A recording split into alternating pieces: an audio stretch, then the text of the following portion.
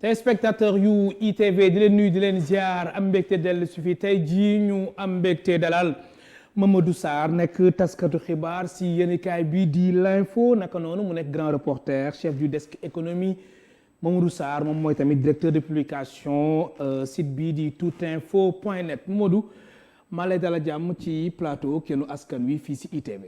jërëjëf suma xarit suma natango le brillant Malick Cissé maa ngi lay sant di la gërëm c'est toujours un plaisir ma ñëwaat seen kër gu mag gi di liggéey bu mucc atib ci wàllu tas xibaar. très bien alors Mamadou émission bu mag bi aussi. merci beaucoup Mamadou Sarr lu ñuy waxtaanee mooy wàllum koom ndax gis nañ ni FMI di Fonds monétaire international si nuñ ko baaxoo di defee suñu amalee seen mission seen njeexteelu mission yi ñu janoo ak taskatu xibaar yi ñëw tamit si li nga xamante ni moom mooy tolluwaayu koom bi fii si réew mi alors ñu gis ni FMI dem pàcc yu bëre ñoom faram fàcceel nañ ko yow en tant que journaliste nga spécialisé wu ci wàllum koom lan nga si gën a jàpp laataa ñu xuus bu baax si waxtaan bi. waaw bon loolu mën nañu wax li ko français di tuddee presque rituel la quoi day ñëw chaque période bon mission d'évaluation bi FMI def si woon bon mën nañu wax ne c'est bien mais peut mieux faire parce que soo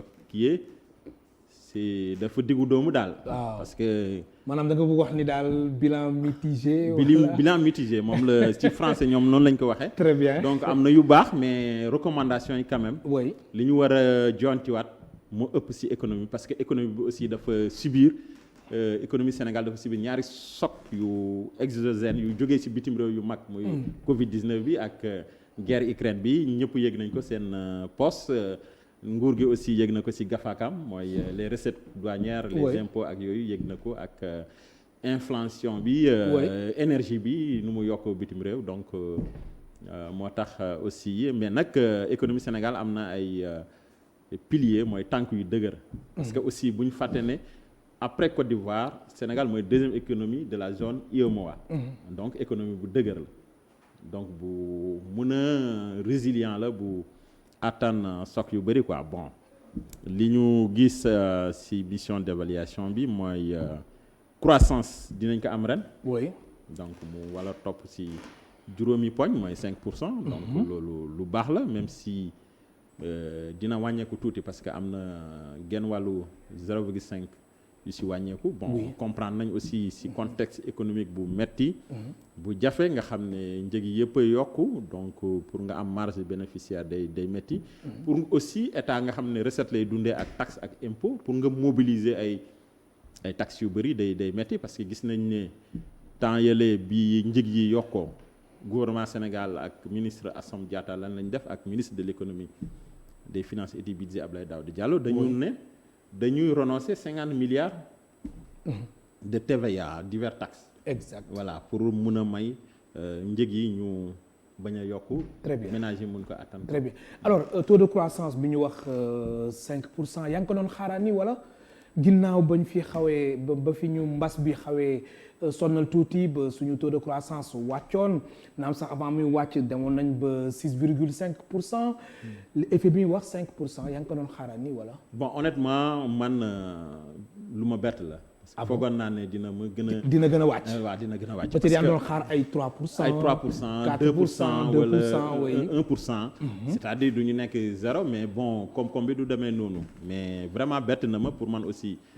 c'est une très bonne performance bu baax la si li économie bi def parce que 5% de croissance. dëkk yi ko am bëriwul. waaw parce que Europe amatuñ ko ay résilience ñoom la ñuy wax. Afrique aussi dëkk yi am croissance. zone UEMOA wala Afrique ci boppam bëriwul bon je pense que donc loolu day wone ne Sénégal mu ngi gën a màgg parce que aussi comme Sénégal dafa bëgg a dem ci croissance ci émergence donc dëkk buy dem ci émergence di réaliser ay taux de croissance même si 5% la waroon na mun a peut-être su amu doon Covid amu doon guerre en Ukraine bi mënoon na dem à 6 7 ou même à 2 chiffres parce que si projection PSC bi noonu la woon mais bon je pense que lu baax la ça veut dire que Sénégal koom-koom bi mu ngi yokk nit ñi ñu ngi gën a am bon en tout cas nit ñi wala les entreprises ñoo entreprises yaa ngi gën a am xaalis. entreprises yaa ngi gën a am xaalis quoi parce que aussi bu ñu fàtte ne entreprise bi gën a mag si bourse des valeurs d'Abidjan muy bon pour bañ a def publicité mooy affaire téléphone Sonatel. Orange fii la nekk Sénégal. donc moom Covid bi daf ko gën a arrangé parce que avec Covid bi ñoom dañu def télétravail. nit ñi dañu rester chez vous nit ñi di gën a jënd connexion. di connecté wu seen kër voilà di connecté seen kër soit pour seetaan ay film pour se divertir wala pour jeu pour leneen donc entreprise yi ak nit ñi ñëpp dañu gën a consommer donc xeetu digitalisation boobu aussi dafa gën ensuite aussi gis nañ ne ci période boobu aussi li ñuy wax les fintech mooy ñeneen ñiy def monnaie électronique mooy tous ces ñuy def monnaie électronique mooy Orange Money Wave ak yeneen yooyu yëpp waaw dañu gën a waaw ñoom seen dañu gën a dox parce que aussi nit ñi banques yi ñu ci bëri dematuñ ci banques yi aussi trouver ay solutions digitales mooy nga xam ne yow mun nga jël sa salaire sans te déplacer. Très bien nga def achat en ligne le commerce en ligne aussi. période boobu dafa dox. c'est vrai le commerce électronique. Très bien alors Mamadou Sarr ñu gis ni wàllum taux de croissance gouvernement bi état wu Sénégal ñoom dañ koy faral namoo suñ nekkee si yenn suñ defee seen projection ba ñu ni taux de croissance bi toll na par exemple si 5%. alors comme nu ko FMI waxee mais taux de croissance boobule est-ce que askan bi gis na si boppam taux de croissance boobule est-ce que am na ay ñeexital si askan bi si seen wàllum yokkute. bon malheureusement nag est-ce que loolu la reflété voilà. paradoxe la loolu vraiment lu mooy paradoxe économie sénégalaise day créer croissance mais croissance bi ñi koy créer nekkuñ ay Sénégal maanaam Sénégal la ñu nekk mais dañu ay entreprises yi nga xam ne tubaab yi ñoo leen moom. oui donc bitim réew ñoo leen moom. ñoom ñooy def croissance mais ñoom croissance bi dañ koy yóbbu. seen dëkk waaw bénéfice yi dañ koy yóbbu. su mu jëlee kon du partenariat gagnant voilà du partenariat gagnant dara du fi des. dara du fi des mais est-ce que quand même jotul quand même ñu lu ñuy wax discrimination positive. voilà état bi mën ko def ci suñu secteur privé national. oui mais état yu développé yëpp yu bëgg a dem émergent noonu la ñu def il faut ñu encourager les champions nationaux c'est-à-dire comme nu ko Abdou Diouf defoon à l'époque créer une bourgeoisie locale. jël ay hommes d'affaires dans certains secteurs comme les médias nga jël un grand groupe comme. seen groupe bi E-Media Invest nga dooleel ko mu mën a dem à l'extérieur peut-être vous yéen a ngi édité en français mais peut-être pour conquérir l'Afrique anglophone peut-être il y aura des versions anglophones ou bien des versions portugaises pour en Guinée-Bissau etc. loolu la waroon def ci transport aussi transport routier transport aérien ci wàllu immobilier bâtiment beeg BTP yëpp voilà wàllu tourisme aussi bon mu encourager les nationaux ñu investir ci secteur yooyu même télécommunication pourquoi pas parce que aujourd'hui li ñu am ci ay entreprises télécom bon soo xoolee bon c'est des trucs il y en a des trucs saoudiennes soudanaises il y a deux français deux opérateurs français donc amul benn nationaux même si yenn nationaux ils sont des actionnaires à l'intérieur mais seen actionnaire seen part yi dafa ndaw donc croissance bi ñu am duñ ko gis ci panier de la ménagère et c'est une croissance aussi qui ne crée pas d'emploi parce que aussi dafa ànd du créer emploi parce que gis nga ne nos universités kon lu mu élevé yëpp du créewul emploi mais aussi duñ ko gis duñ ko lekk parce que duñ ko refléter aussi panier de la ménagère parce que su croissance bi amoon normalement une ménagère bi war na ko yëg ci su demee marché fu mu waroon dépenser 1000 francs mu dépenser peut-être 750 et les factures d'électricité mun na wàcc ak jàng doom yi wala hôpital par exemple ñu rendre gratuit peut-être yenn soins yi mais tel n'est pas le cas jeunes yi liggéey tey la gën a jafe on constate même que les grands groupes yom yi créent emploi bon recruter tuñ wala dañu précariser seen mode seen employé avec des contrats très précaires donc ce qui fait que la croissance ne profite pas véritablement waa Sénégal quoi. Très bien alors ma fàttali suñu mbokk téléspectateurs yi ñu ngi dalal Mamadou Sarr nekk directeur de publication de toutinfo.net journaliste à l'info naka noonu Mamadou Sarr nekk grand reporter naka noonu Mamadou Sarr moom mooy chef du desk économie yéenekaay bi ñuy wax l'info te muy paraître du lundi au samedi comme bés bi le jour.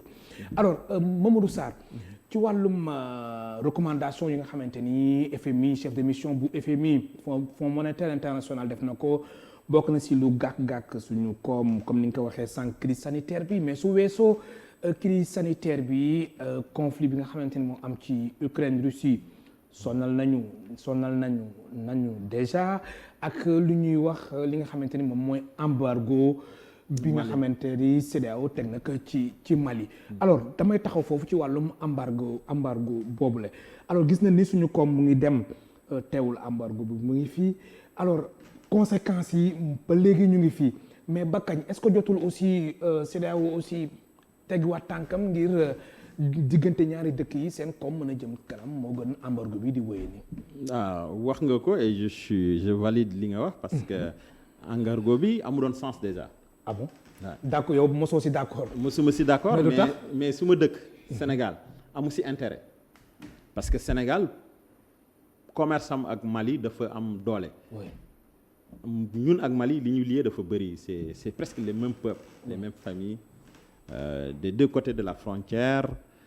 Ensuite il y a l'histoire parce que ñun ak Mali aussi on était le même pays donc Mali su nekk ci difficulté ñun waruñu nekk ñi koy jéem a xoj parce que dafa mel ni Sénégal s'est tiré une balle dans le pied parce que su àndee ak waa CEDEAO def embargo Mali Sénégal dafa ray commerce boobu parce que am na camionneur malien yu doon ñëw port de Dakar. Oui. On dit il y a 1000 camions yu doon dugg Dakar. port bi jël marchandise yóbbu. camions yooyu dañ doon jënd essence dans les trucs dañ doon lekk biir Sénégal avec la restauration informelle les gargotes. am na ñu si doon liggéey donc indirectement am na lu mu doon créer mais aussi en termes de taxes. soit payé à la douane sénégalaise. Oui. Payé aux impôts sénégalaises ou en termes de TVA parce que soo jëndee litre d'essence tu payes la TVA au Sénégal. Donc Maliens yi ils faisaient entrer dans l'économie sénégalaise au bas mot d'après les statistiques 300 milliards par année. Mais c'est des 300 milliards qu'on perd. Sans compter que mu naaw noonu si ngelaw mu naaw si ngelaw mais avec des conséquences énormes parce que yow xam nga oto boo garé mais tu risques de le perdre. Imagine-toi des centaines de camions bloqués à la frontière. dawuñ donc on risque de perdre ces investissements parce qu'un camion coûte très cher. camions yooyu mën nañ leen ñàkk. marchandise bi nekkoon ci biir peut-être aussi mën na yàqu donc embargo bi lu mu créé mooy malheur mooy ndóol ci famille parce que les camionneurs les chauffeurs yi dematul Mali apprentis yi ci doon liggéey mais ils sont au chômage ça aussi les gens ne le disent pas donc il y a un drame social derrière cet embargo mais l'État aussi a perdu de l'argent mais aussi dafa surtout li gën a am solo ci économie mooy la crédibilité et la confiance. La confiance avec le Mali aujourd'hui est rompue. Ah bon? Ah oui. Déjà? Ah oui, parce que Maliens dañu am fulla. Qu'est-ce qu'ils ont fait après? Sénégal embargo na Mali, mais ils ont allé taper du côté de la Mauritanie. Mali qui est le premier producteur de coton en Afrique, donc fait passer son coton au port de Nouakchott pour yóbbu ko bitim réew. Pour importer yenn marchandises yu mu doon jëndee Sénégal, il passe par la Guinée Conakry donc di fa jëlee yenn marchandises pour alimenter le marché malien. Donc et il semblerait que aussi la Côte d'Ivoire n'applique pas tout à fait l'embargo. Il paraît que. oui kon Sénégal dafa waroon def comme Côte d'Ivoire. Non Sénégal dafa waroon xool intérêt parce que aussi comme disait aussi yaa am ko gën a xam De Gaulle. Les pays n'ont pas d'amis ils n'ont que des intérêts. Effectivement donc ñun suñu intérêt si Mali la nekk. On est lié par l'histoire et la géographie. Donc on est condamné à être ensemble. Quand le Sénégal pense qu'il peut se passer du Mali, mais il se trompe lourdement. Sinon, il le fera au prix de beaucoup de sacrifices. Très bien. Alors, ñu beneen point bi nga xamante ni waa FMI abordé nañ ko Mamadou Sarr mu soxal wàllum feuille de route bi nga xamante ni ñoom ñu ngi koy xaara ni ci jamono ji nga xamante ni sax coow énergie bi dab na Senelec ak histoire bi nga xamante ni moo am ci wàllum combustible ak ñoom seen. Ils l'ont dit en langage diplomatique. Effectivement. dañu wax ne subvention à l'énergie dañ ko war a arrêter parce que le marché de l'énergie au plan mondial c'est un marché régulé par les normes de l'Organisation mondiale du commerce. Oui. Donc même Sénégal il peut pas se lever pour construire une centrale sans faire un appel d'offres international. Parce que l'énergie est gérée, c'est-à-dire c'est un marché ouvert au plan mondial. C'est pas munoo def un appel d'offres même interne ou national. Non, tu l'ouvres au monde entier, c'est les grands groupes qui viennent. Et donc aussi, Sénégal étant membre de l'AMC, le FMI ne peut pas laisser le Sénégal, par exemple, fausser le jeu de la concurrence en subventionnant son énergie. Et donc ça fausserait un peu le jeu de la concurrence, en tout cas dans ce secteur névralgique qui est l'énergie au plan mondial. Et donc, il dit que il faut arrêter les subventions parce qu'il trouve que les subventions crèvent le budget de l'État. Et donc aussi d'accord nga si loolu. man dama si d'accord bon man d'accord ma si parce que aussi dañu nekk dëkk ba nga xam ne famille dañu ndóol parce que aujourd'hui bon moi j'ai observé facture d'électricité comment ils ont augmenté au Sénégal. Ils sont passés presque du simple à multiplier par 10. Hein. Ah bon? Ah oui parce que multiplié par 10. Multiplié par 10 parce que je me souviens dans les années 2000 au début des années 2000. Tu trouvais dans une maison des factures de 5 000, ceux qui payaient 5 000 à l'époque dans les années 2000, aujourd'hui ils payent failli à 50 000, 60 000, hein, et des fois même 100 000. Tu te rends compte? Donc avec les niveaux de salaire au Sénégal, nga fay facture courant 50 100 000, war a fay ndox aussi augmenté, war a fay leneen donc location. Voilà, location donc dara du des quoi. Mais secteur énergie aussi dafa nekk bon loolu aussi indirectement qu'est-ce qu'il veut dire parce que le problème mooy c'est un peu Sénélec moo am problème. Sénélec parce que Sénélec gestion bi ça pose problème. C'est un constat parce que qui est là voilà. fan yii nii coow li donc réforme bi ñu wax FMI yàgg na ko wax ak Banque mondiale. Il faut ñu scinder ko en 3 groupes donc production transport et commercialisation. Donc dañ ko war a xaaj en 3 groupes. Bon ba léegi réforme boobu Sénégal defagu ko et tant que defu ko duñ mën a assainir la gestion de la Sénélec qui est une véritable nébuleuse donc tant au point de vue des marchés pour les hydrocarbures pour acheter le fuel ak yeneen tant aussi au point de vue de management ak aussi bon la gestion. Très bien. C'est-à-dire orthodoxe bu entreprise war a am et tant que loolu amuñ ko Sénélec poids lay doon pour les familles parce que li xew mooy état dina subventionner tuuti mais li ëpp doole mooy famille yi ñooy supporter les ménages ñooy supporter. Très bien alors def nga transition bi ba ngay wax léegi wàllum marché yu jëm ci wàllum hydrocarbure FMI tamit ñëw na si li nga xamante ne dafa soxal mbirum gré à gré ñu nit gré à gré dafa takkarnaase si réew mi. moo tax ñoom ñu ngi jubbanti suñu autorités yi ñu xoolaat bu baax a baax lépp lu jëm ci wàllum ci wàllum gré à gré naam sax fekkee ni autorité de régulation des marchés publics ARMP mu ngi def lu ko war alors passation de marché changer de nom aussi. changer de nom il devrait changer de nom bien sûr loolu si lañ nekk ki nekk ci bopp bi di Saër Niang alors lu jëm ci wàllum qui est sur le départ qui devait partir depuis ndax nee nañ ba mu retraité yàgg na te loolu waa forum civil yàgg na ko kaas jeex na il a fait 6 ans effectivement mais teewul ba léegi mu ngi si postam ba léegi nii quoi alors mbirum marché public yi naka noonu marché yaa ma neex gré à gré naam sax dàquñu ko mais FMI nee nañ mbir mi dafa bëri Sénégal war na ko jubbanti xoolal ko. waaw je pense que FMI recommandation yi am na solo surtout si côté boobu parce que daf si insister. mais xam nga FMI Banque mondiale seen discours dafa xaw a diplomatique duñ la ko wax. maanaam dañuy rafetal mais suñu la waxee gré à gré mooy gré à gré c'est la corruption. effectivement. oui maanaam ñoom utiliser wuñ moo corruption. utiliser une corruption parce que bon c'est des diplomates il faut pas frustrer. Pour autant mais suñuy wax dëgg aussi c'est un peu dañu wax nañu wàññi corruption sur les marchés parce que marché gré à gré da nga koy jox ku la neex di nga ko si facturer. mais kenn terewu ko quand même. bon c'est interdit hein. parce que mais est-ce que da nga koy tere carrément marché gré à gré. bon parce que aussi. am na si yoo xamante ni. nos textes sont souvent très mal écrits surtout les textes. ci wàllum interprétation bi nga bëgg wax wala. interprétation parce que sénégalais dafa xarañ. textes yi qui régissent les marchés on te dit un marché de plus de 10 millions peut-être mën nga def entre 0 et 10 millions mën nga def demande de renseignement des prix je crois ou 3 millions demande de renseignement des prix 10 millions nga def appel d'offres ou consultation pour choisir les plus offrants ensuite su yeggee yenn dimensions yi yenn montants yi da nga war a def appel d'offres national ou international. Mais ce qui se passe mooy yow da ngay am marché de 10 millions. Oui. da ngay am marché de 10 millions wala nga waroon def marché de 100 millions. dafa war a def appel d'offre. tu saucissonnes ça.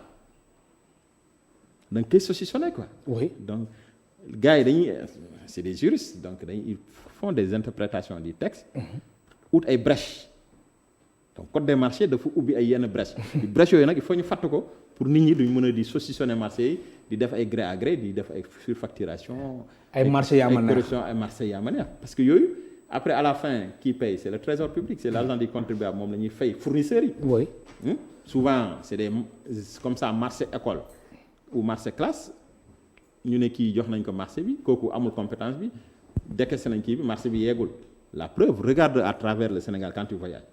Beaucoup de chantiers sont inachevés. Et pourtant, c'est des chantiers qui datent des années 2000. Nga ñëw ci côté infrastructure, il y a beaucoup de routes qui devaient être construites depuis 2017 qui ne le sont pas. Et chaque année, on te dit que pourtant l'argent a été mobilisé dans tel ou tel budget, etc. Et on ne voit pas le truc. Donc, je crois que le président Macky Sall et son gouvernement doivent mettre un terme au marché de gré en gré. Parce que aussi, marché de gré à gré, ça fausse le jeu de la concurrence. Parce que day tax entreprise yi du ñu jongante. du am compétitivité quoi. loolu nga bëgg wax ak doole. parce que aussi lii doxal dëkk mooy ay entreprises yu solides yu am xarañ yu recruter ay des gens qualifiés pour mën a exécuter des marchés donc loolu su amul. Parce que aussi entreprise yi dafa am entreprise yoo xam ne mënuñ liggéey lu dul une entreprise qui fait dans le BTP. Il peut que gagner des marchés de l'État. Oui. Toi un privé xanaa doo tabax tali quand même n'est-ce pas. Oui. Donc forcément état rek nga mën a liggéey mais su fekkee état bi du la jox marché da lay beddi si yu bëri wala des la lay discriminer wala ministre bi daf koy jox ses amis et cetera. Pour la preuve c'est ce qu'on dit avec le port de Ndayane on dit que ki ñu ko jox noonu c'est aucune compétence c'est un vendeur de friperie. te loolu bëri na quand même si marché yi nga xamante ni état bi da koy joxe projet comme ça tu lui donnes à quelqu'un qui n'a aucune compétence. Très bien. Sur le domaine, alors dans le domaine mais c'est très bien loolu aussi kenn mënu ko comprendre. alors dañ gis seetlu ni ci rapport yi nga xamante ni moom la yenn corps de contrôle yu état bi di faral def comme lu si mel ni ay IGE wala lu si mel ni ay OFNAC ñoom seen TIF ñoom seen. gis nañ ñi si seen ay rapport récemment rek OFNAC génne na rapport 2019 2020 2021 muy rapport d'activité mu wuteeg loolu rapport d'enquête ndax rapport d'activité moom lay jox njiitu réew mi président Macky Sall alors ci yooyu les rapports des fois dañ si nemmeeku ni que ni yenn sociétés yu ñuy épinglé ci wàllum manquement day am ay surfacturation alors day faral di ñëw si suñu sociétés yi nga xamante ni mooy société publique les entreprises publiques surfacturation daf leen yomb lu tax yow en tant que journaliste bi xamante ni sa xam-xam dafa màcc ci wàllum koom. bon li ko tax aussi mooy c'est toujours ça aussi il faut interroger un peu la psychologie de l'homo sénégalais c'est-à-dire sénégalais moo xaw a day waar parce que aujourd'hui sénégalais dafa ëppal nga bëgg wax. dafa ëppal si parce que aujourd'hui lu nekk rek fa mu boole si bokkul yokk chiffre bi mais aussi la fonction publique ou politique gars yi dañ ciy dugg pour teranga. pour teranga am xaalis maanaam jël ascenseur bi voilà vite fait rek seen affaire baax voilà et tous les moyens sont bons par exemple Sénégal da ngay gis un fonctionnaire milliardaire alors que fonction publique politique ça c'est des sacerdoces c'est-à-dire da nga ñëw pour servir sa askan mais pas pour se servir ensuite dafa am aussi comme on dit les règles du jeu l'action publique c'est mooy ñi nga tudd léegi les cours de contrôle c'est un contrôle en aval en amont oui. et a posteriori donc contrôle moom mooy en tout cas la colonne vertébrale de toute action publique yow lu ngay def avant nga koy def déjà marché public ARMP daf la ko war a jox sur ay bases yu claires lu leer nañ kay mais soo exécuter marché bi IGE dafa war a ñëw Cour des comptes wala OFNAC su fekkente ne y a des soupçons de corruption ñu enquêter a posteriori donc avant il y a un filtre pour xool ndax marché bi am nga compétence ak mën nga ko exécuter et cetera mais soo liggéeyee ba pare ba livrer ñu xool li nga livré. voilà même je crois même route yi sax dafa am benn durée ba nga xam ne dañ la koy may pour xool ndax dina dégradé wu su dégradé wul ñu doog le reliquat bi ñu la war a fay ci sa kii bi ñu jox la ko. donc su ku nekk joué woon rôle am détournement ak yooyu mën na ñàkk mais souvent les gens ferment les yeux et ensuite dafa am ay connivence soit mën a yow ñoo bokk sëriñ. waaw ñoo bokk ethnie.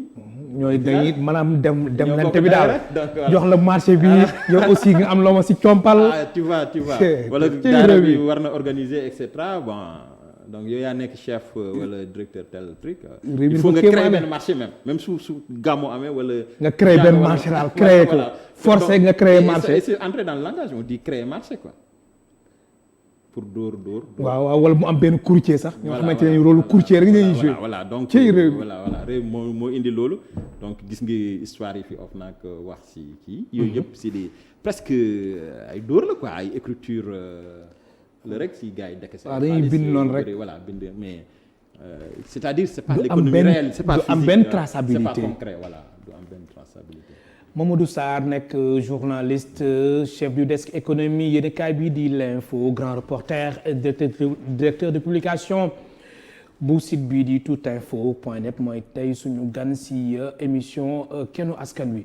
alors dafa am beneen pàcc bi nga xamante ni FMI taxaw na si mooy wàllum inflation. alors inflation wu Sénégal yow yàgg nga ko topp crise sanitaire bi ñëw na ak Russie diggante Russie ak Ukraine conséquences yu si am inflation Sénégal soo doon def taxaw seetlu bi lan ngay wax Mamadou Sarr. waaw inflation bi bon là aussi je vais t'emprunter le mot que tu as dit Sénégal dafa ëppal ah parce que maintenant quand tu prends même cette bouteille d'eau on te dit 100 francs la doon jar mais léegi 200 la war a jar parce que guerre dafa am Ukraine quoi. maanaam foofu lañ koy wékk je vois pas lien direct bi quoi. donc maanaam danaa la guerre am na Ukraine kii rek ñu yokk prix bi donc tu as vu donc lu doon jar kii yokku na donc on te dit mboq yokku na bon même si mboq mën nañ ko comprendre parce que. ak blé bi tamit yokku na diwlin yokku na mais par exemple ciment dafa yokk Sénégal aussi. alors que on a 3 cimenteries donc loolu alors que matière première bi mu ngi à Bargny mu ngi à fële à Pout. là où à Ciment du Sahel mu ngi aussi. Rufisque, oui. Voilà, c'est ça.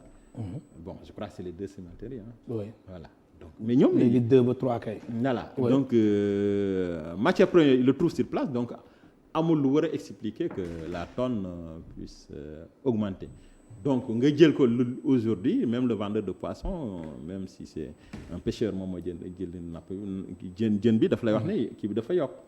Inflation donc parce que am na guerre Ukraine wala Covid et cetera yëpp cher donc ce qui fait que aujourd'hui les gens en abusent quoi. Les gens en abusent et aujourd'hui gouvernement bi ne fait rien pour que njëg yi wàcc wala mu homologué ko. parce que loolu aussi je crois dafa war a am mesure autorité pour mën a protéger population bi. Très bien parce que aussi nit ñi dañuy jaaxle par exemple même soo demoon boulangerie ñu ne la mburu tey 500 là tu es obligé de l'acheter parce que peut-être il y a la famille derrière il faut que les gens mangent nga ceeb aussi yokku na mais yokku boobu où sont les services de contrôle du ministère du commerce ñoom ñu war a dem ci boutique yi xool prix est-ce qu'on les respecte wala ci grossistes yi wala ci détaillants yi pourtant ñoom sax génne woon nañ fii ci seen conseil national de la consommation wax ñëwaat tamit ci prix yëpp muy dëwlin muy ceeb mais mbir mi dafa mel ni sur le marché am na suñoo xamante ni ba léegi respecté woon ko. oui ba léegi respecté wuñ ko parce que li la koy woon par exemple soo jógee Dakar. dem dans les régions. tu sens qu'il y a une grande différence li ngay jëndee 1000 francs à Dakar soo demee dans les régions on te le vend entre 300 maximum 500. transport bi ngay jël bon c'est vrai on me dira que comme bi c'est pas la même chose mais le transport à Dakar ak. Dans les régions gis nga. oui la grande différence un taxi à Dakar et un taxi dans les régions. mun nga jël c'est ça nga jël aussi tous les domaines que loo mënti jël même scolarité bi les meilleures écoles dans les régions suñu la waxee seen tarif ak Dakar waaw écoles yi ñu yemoo Dakar mais c'est y a pas photo quoi. Les tarifs sont dañ koy exagérer quoi bon ça aussi moi je pense que état bi moo war a. dimbale askan bi jël ay mesures d'autorité pour un peu wàññi seeraayu dund bi quoi. Très bien. Parce que sinon mënuñ toujours et li ko mën a faj aussi comme nuñ ko waxee il faut que ñuy béy aussi li ñuy dundee. Parce que suñ doon béy ceeb par exemple en suffisance ba ñuy exporter si yeneen dëkk yi je pense que du yokku diwlin aussi comme am nañ gerte. si on produisait diwlin boobu di ko consommer fii du yokku ak aussi encourager aussi. la culture du maïs parce que am nañ suuf. am nañ kii. lii yëpp di ñëwaat am nañ usine engrais aussi. mais bon souveraineté alimentaire. voilà mu ñëwaat si souveraineté alimentaire voilà et loolu moom la ñu Covid bi wone woon ensuite ak crise ukrainienne bi que te si kanam y aura d'autres chocs y aura d'autres chocs exogènes yi nga xam ne day ñëw peut-être que yooyu suñ ñooy ñooy gën a métti. très bien waaw c'est ça. alors si beneen pàcc Mamadou Sarr mu soxal wàllum dette bi nga xamante ni moom la pays yu nekk ci Afrique di dund saa su nekk rawatina Sénégal suñu dette gis nañ ni autorités yi ñu nekk si kujje gi ñoom jàpp nañ ni dafa jéggi dayoo ñu nekk si autorité ñu nekk si gouvernement bi ñoom jàpp nañ ni suñu dette lu soutenable la fan nga yóbbu sa lecture si gouvernement bi ñoom si lu ñu wax suñu soutenabilité suñu dette wala si opposition bi ñi nga xamante ne ñoom jàpp nañ ni suñu dette dafa jéggi dayoo. bon c'est un débat mais bon ku nekk am nga ses arguments parce que régime bi dañ laan la dette bi bëri na mais mën nañ ko fay. waaye parce que mais suñu la waxee mën nañ ko fay les gens ils savent que l'année prochaine 2023 donc retombé kii bi day commencer dugg. oui gaz ak pétrole. même oui. FMI dans ses recommandations. effectivement il a dit nañ ko dugal si. effectivement wax na ko. budget bi te mu leer quoi. te ñoom sax ñu ngi xaar ñu gouvernement bi parachever cadre budgétaire. jëm ci wàllum gaz ak pétrole bon budget 2023 peut-être. ay mois de septembre yooyu ils vont commencer à le ministère de l'économie du budget dinañ commencer di bâtir le budget de 2023 donc FMI wax nañ ñuy prendre en compte donc peut-être daf leen waaxu quoi. am na sax ndaje bi am benn plénière bi am assemblée nationale vendredi. jëm ci wàllum budget bu Sénégal. mais boobu aussi c'est pour la loi de finances rectificative parce que li xew aussi mooy. effectivement on a augmenté les salaires des enseignants. C'était pas prévu pour budget 2022 bi. Il y a les 43 milliards cash transfert. ci wàllum ménagères yooyu. ménagères yi pour soutenir encore les familles pauvres parce que comme inflation bi. dund bi dafa cher et donc yooyu il faut ñu dugal ko ci budget bi mais budget bi aussi FMI wax na ne il faut aussi ñu élargir kii bi quoi maa ngi ñëw ci sa question bi. ñu élargir assiette fiscale bi ak collectif bi quoi. et aujourd'hui entreprise ñu ngi jooy ñu ngi leen di pression fiscale bu metti quoi parce que état bi daf leen di envoyer ay kii soit ay redressement fiscal wala ay di leen laaj ay impôts yu bëri parce que. budget bi dafa am déficit donc 5 000 milliards la mais surtout concrètement à la fin des fins duñu mën a mobiliser les 5 000 milliards donc pour en revenir encore à la dette man je trouve que bon le gouvernement dit que la dette est utile par exemple kooku aussi c'est un débat on te dit on a emprunté 152 milliards pour faire le stade du Sénégal bon c'est un débat est-ce que c'est une dette c'est priorité la wala ñàkk la terre bi aussi 1000 milliards 700 milliards am na ñuy débat am na ñoo xam ne est-ce que jaroon na ko.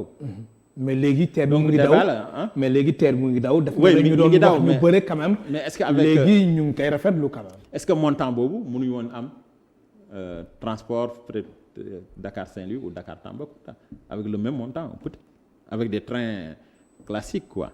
et leneen li aussi état bi bon nee nañ mën na fay ensuite dette bi ñoom c'est une dette utile parce que fi ñu koy dugal dafa am njëriñ mais état opposition bi nee nañ ñoom ay dépenses de prestige la terre par exemple stade du Sénégal bon dépenses de prestige la pour opposition mais man lu ma gëm mooy